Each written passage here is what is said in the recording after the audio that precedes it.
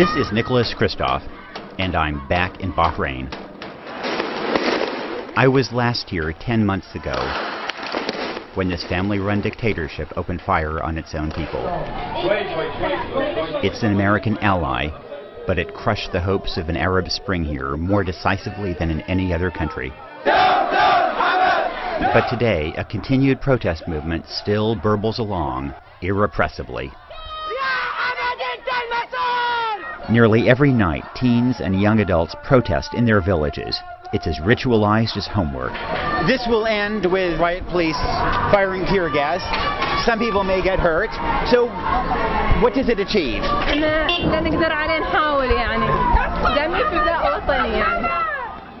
When the police arrive, protesters in the front raise their hands to show they're unarmed.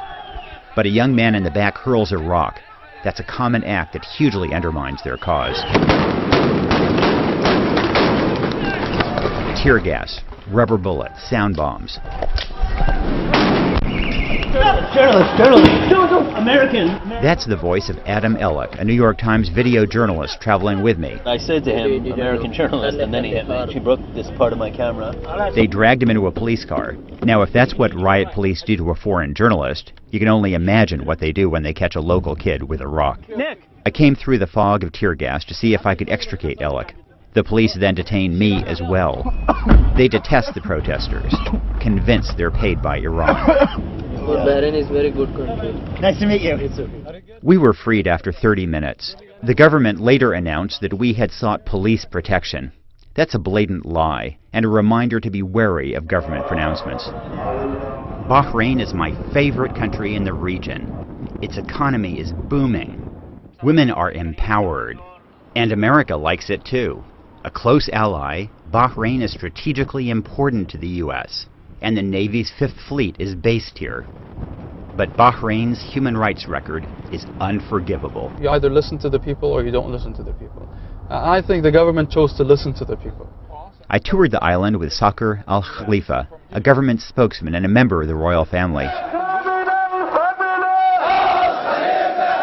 His last name symbolizes everything the protesters are against. I was held in traffic, and because I heard it so much, I didn't notice, but I was actually tapping on the steering wheel saying death to al-Khalifa. I was like, wait a minute, that doesn't make sense.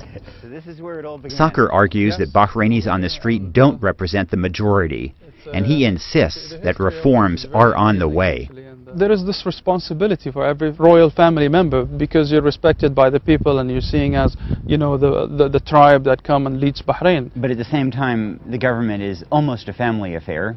If you look at the key portfolios, everybody's last name is al-Khalifa, and what your family has not built is a robust democracy. Yeah. And that is what people are asking for.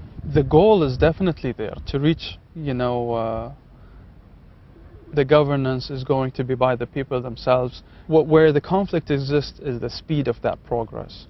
And we need to, I believe, that pick up the speed is a little bit, make it a little bit more faster. Yeah. Let's be frank. If we want to know what Bahrainis really want, there's an easy way to find out.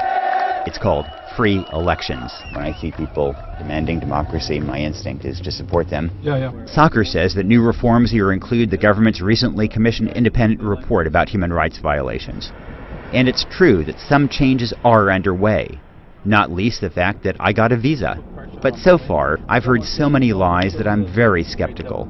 And if the government truly wants to demonstrate its seriousness, why not just fire the hardline prime minister after 40 years in office? The protests are unfolding not only among the angry youth in the villages here in Bahrain, but also among middle-class professionals like these doctors and teachers behind me at a demonstration at the Ministry of Labor. They're protesting being tortured, being arrested, and being suspended from their jobs for something as little as liking a page on Facebook. For America, the challenge is this. We have been protesting abuses by Syria, by Libya, but this is our ally who is cracking down on a democratic movement with American weapons. The Obama administration has been too quiet about this, is now proposing to selling weapons to Bahrain. I'm afraid that we are coming out on the wrong side of history. I shall introduce you to my colleagues that's been jailed, been tortured, been... You could staff an entire hospital with these doctors. His son has passed away through the events. They've been tortured and are out on bail for offenses including supporting the protesters. An emerging leader of the opposition is this American-educated 28-year-old, Zainab Al-Khawaja. This is the Al-Khawaja Mosque, and this was built by my great-grandfather, actually. Her father is one of the best-known protest figures in Bahrain. Both he and her husband have been tortured, and both remain in prison. So this is my father. This is actually a really nice picture of him. He has a big smile, and the right police scrapped it up and painted over it. And so what do you think when you see his picture with the face painted over? I'm so proud of my father. He's like the pride of my life. During our interview in a mall cafeteria, we saw another reminder of daily life here. Saying they're attacking protesters outside now. The royal family has delivered an amazing economy, a pretty broad middle class. Isn't there a risk you're pushing the system in a way that might undermine the way people live? Well, what you're saying is basically saying maybe the conditions here are good enough for you to accept dictatorship. America's silence infuriates human rights activists like Nabil Rajab, whose house gets tear gas so often that 4 of his rabbits have been killed. Nick? Yeah? Here, come here to the office. America's best-known export here in Bahrain is tear gas. These weapons are sold by private American companies, but the U.S. government approves the deals. If you ever have a fire here, your house is going to be a mess. And this is a rubber bullet. Nabil's collection of American weapon canisters may soon grow. America is considering selling more arms to Bahrain. Why should we provide weapons to a fundamentally undemocratic government? Because we've shown our sincerity, so I think they will make the right choice. They acknowledge the friends that they have over here in Bahrain. Finally, I had to pay a visit to one more person before leaving Bahrain. Dr. Ekri, I don't recognize you. Dr. Sadiq Al-Ekri, a distinguished surgeon, was beaten for treating protesters and then suspended for 6 months. That is what you look like when I met you. The government says that it is now starting over. You're an expert in plastic surgery, so let me ask, is this just cosmetic or is this real? They should retain the trust. If they retain the trust, it is reconstructive.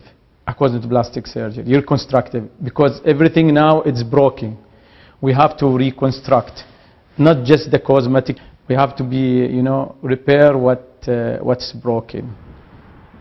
In Bahrain, for the New York Times, I'm Kristof.